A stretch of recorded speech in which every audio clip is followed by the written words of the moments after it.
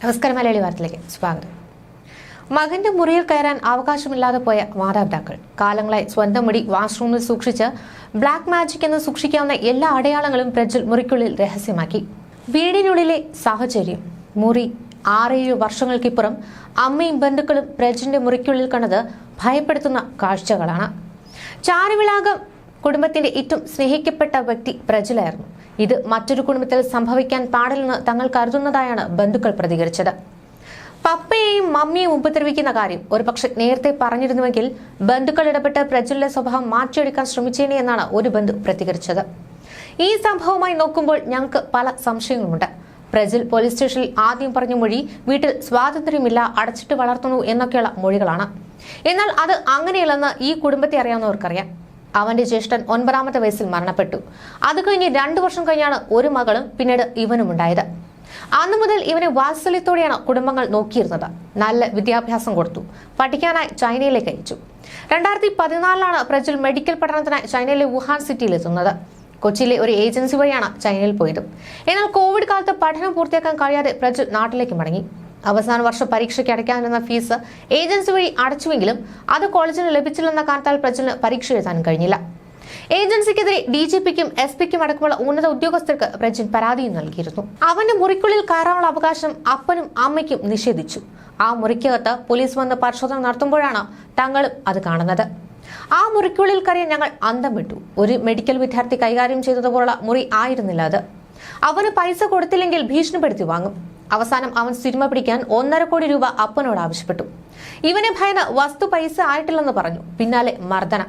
അപ്പന്റെ മുഖത്ത് കാർക്കിച്ചു തുപ്പി. അപ്പോഴെല്ലാം ആ പിതാവ് കൈകുപ്പി തലകുനിച്ച് നിന്നുകൊടുത്തു. ഒരക്ഷരം ആ പിതാവ് പറഞ്ഞിട്ടില്ല.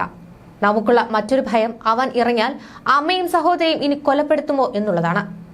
നമ്മൾ ആ മുറിയിൽ കയറുമ്പോൾ ബ്ലാക്ക് മാസിന് സമാനമായ പലതും കണ്ടിരുന്നു. പല സിംബൽസും അവൻ വരച്ചു സൂക്ഷിച്ചു. അതിൽ തന്നെ ഒരാളുടെ കഴുത്തറുത്ത് ചോര വാർന്നു പോകുന്ന ചിത്രവും ഉണ്ടായിരുന്നു. ആ തല അവൻ എടുത്ത് പിടിക്കുന്നതും അവൻ കുറച്ചുപേരെ ഇനിയും കൊല്ലും എന്നൊക്കെ എഴുതിയിരിക്കുന്നതൊക്കെ അതിലുണ്ടായിരുന്നു. ബ്ലാക്ക് മാജിക് സ്റ്റിക്ക്, മോതിരം, ഓം പൂർള്ള വൈബ്രേറ്റ് ശബ്ദം, ബ്ലാക്ക് ഡ്രസ്സോ റെഡ് ഡ്രസ്സോ ധരിച്ച് കളിക്കുന്ന നൃത്തം, ഇതൊക്കെ ഭയാനകമായ ഒരു പേടിപ്പെടുത്തലായിരുന്നു. 1 വർഷക്കണക്കായ മുടിയാണ് ആ വാഷ്റൂമിൽ സൂക്ഷിച്ചിരുന്നത്. ഐ ആം എ സൈക്കോ എന്നൊക്കെ പേപ്പറുകളിൽ എഴുതി സൂക്ഷിച്ചിരുന്നു. മറ്റൊരാളെ കൊലപ്പെടുത്തി അയാളുടെ തലയും തലയോട്ടികളും ചങ്ങലയിൽ കോർത്ത് കഴുത്തിൽ അണിഞ്ഞിരിക്കുന്ന ചിത്രമാണ് ഏറ്റവും ഒടുവിലായി മേശപ്പുറത്ത് പ്രജ്വൽ വരച്ച് സൂക്ഷിച്ചിരുന്നത്. ഒരാൾ 5 പേരെ കൊല്ലുന്നു. അതിൽ ആദ്യത്തെ ആളെ കൊല്ലുന്നത് ഞാൻ നേരിട്ട് കണ്ടു. ഇനി ബാക്കി 4 പേരെ ലക്ഷ്യമുണ്ട് എന്നൊക്കെയും എഴുതി സൂക്ഷിച്ചിട്ടുണ്ട്. സ്വന്തമായി വെൽഡ് ചെയ്ത് സാത്താൻ സേവയ്ക്ക് ഉപയോഗിക്കുന്ന പ്രത്യേക രീതിയിലുള്ള കത്തുകൾ ഇയാൾ മുറിയിൽ സൂക്ഷിച്ചിരുന്നു. ജോസ് കൊല്ലപ്പെട്ടപ്പോൾ സഹോദരന്റെ മകൻ നാട്ടിലെത്തിയ ശേഷം സംസ്കാരം നടത്താൻ കുടുംബം ശ്രമിച്ചിരുന്നു. ആ സമയം മൃതദേഹം മോർച്ചറിയിലാണ് സൂക്ഷിച്ചിരുന്നത്. അന്നേ ദിവസം പ്രജ്വലിന്റെ മുറിക്കുള്ളിൽ കറുത്ത വസ്ത്രം ധരിച്ച ഒരു വ്യക്തി കയറിയത് പ്രജ്വലിന്റെ സഹോദരി നേരിട്ട് കണ്ടുവന്ന വിവരങ്ങളും പുറത്തുവരികയാണ്. പക്ഷേ പ്രജ്വല മറ്റുള്ളവരോട് ഇക്കാര്യം പറഞ്ഞ് ഇയാളെ തിരിഞ്ഞുവെങ്കിലും അവിടെയെങ്ങും കണ്ടിരുന്നില്ല.